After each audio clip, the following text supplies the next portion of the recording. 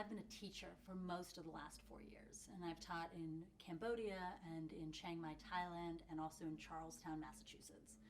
And what I've been struck by in teaching is that students who perhaps we overlook, we sort of set lower expectations, have amazing potential and can do phenomenal things that can blow us away. But if we don't set those expectations and don't support them in doing that, then they can't blow us away with what they can do.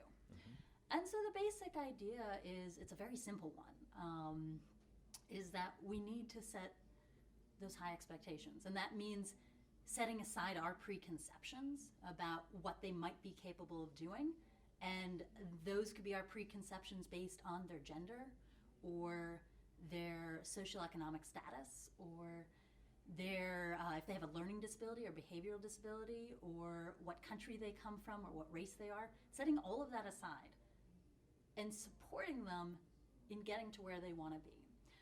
And it's that if we do that, we give them opportunities for authentic success, for that ability to do something that they don't think they can do. And when they achieve that, it transforms how they see themselves.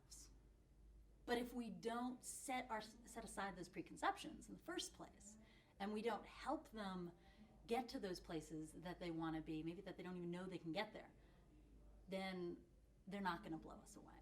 And they really can. So I taught I helped create a rock climbing program for kids with cerebral palsy and muscular dystrophy. And there was a 5-year-old kid with cerebral palsy. And you might think that she can't go rock climb and climb up to the top of the wall. And she did.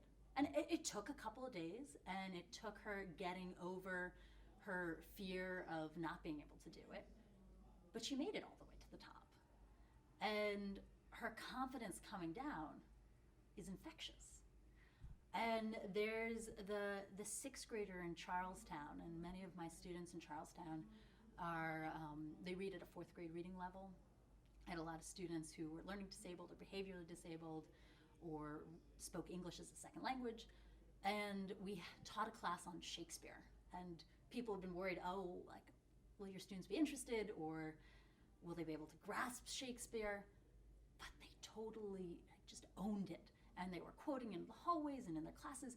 And then the best part was that we were on this tour of a local college, and this tour guide is like pointing out this mural, and it's saying it's painted in Old English. And this one girl comes up to me and she's like, "Miss Lander, he's wrong." And she knew that. And it was that owning of that material and her going, "I know more than an adult," which was so powerful for her. Or there's the case of this young Cambodian woman. So I was teaching college Cambodian women leadership and empowerment in Phnom Penh. And she was so funny, like the joker in the dorm. But she struggled with English, and she was often a little bit shyer in public. And we were doing Shakespeare again and doing As You Like It. So I gave to her the role of Touchstone, which is, of course, the Joker and the Fool. And it took a month, and we practiced silly voices and walking really oddly and yelling our lines. But then when the day of the performance arrived, she's completely stealing the show away. And she's stealing the show in front of 150 people, not just Cambodians, but also Westerners. And so it's these kinds of moments that, if we let them happen, can be transformative. I could sort of talk about myself in being asked to give a TED Talk and going, I don't know, I've never given a talk of this size.